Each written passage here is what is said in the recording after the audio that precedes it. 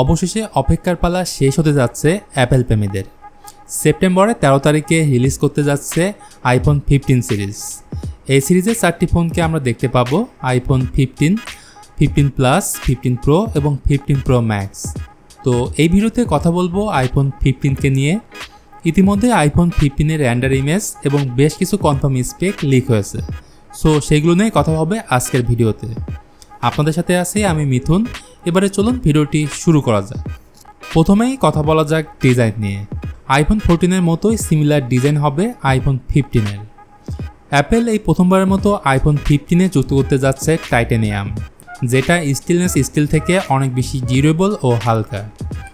অন্যান্য বছরের মতো চারকোনা ধারালো সাইড ফিনিশিং থেকে এবার তারা কিছুটা রাউন্ডেড ফিনিশিংয়ে পরিবর্তন আনতে যাচ্ছে, ফলে ফোনটি হাতে নিয়ে ভালো গ্রিপ পাওয়া যাবে।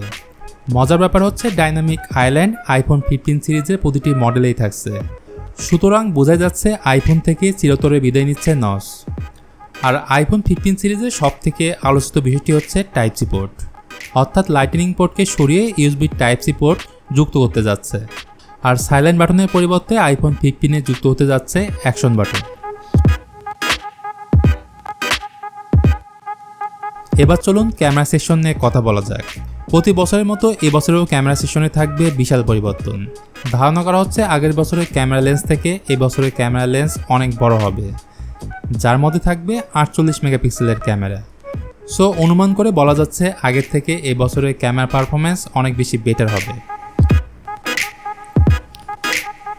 এবারে চলুন কনফিগারেশন নিয়ে কথা বলি। আইফোন 15-এ পরিচয় হিসেবে থাকবে A16 বায়োনিক, যেটি 4 ন্যানোমিটার আগের স্টারে বিল্ড করা। বলা হচ্ছে আইফোনের এই মডেলে থাকবে 6GB র্যাম এবং 128GB স্টোরেজ, আর স্টোরেজ টাইপ হিসেবে থাকবে NVMe। যাই হোক, আইফোন 15-এ ব্যাটারিতে বড় পরিবর্তন আনতে যাচ্ছে। ট্রাস্টেড সোর্স থেকে জানা গেছে এই ফোনে থাকবে 3600 mAh ব্যাটারি এবং 35 ওয়াটের ফাস্ট চার্জার। চলুন আইফোন 15-এর প্রাইস নিয়ে কথা বলি। আইফোন 14-এর মতো সেম দাম থাকবে আইফোন 15-এর, অর্থাৎ $799। তো বন্ধুরা, দেখতে দেখতে ভিডিওর একদম শেষ প্রান্তে চলে এসেছি।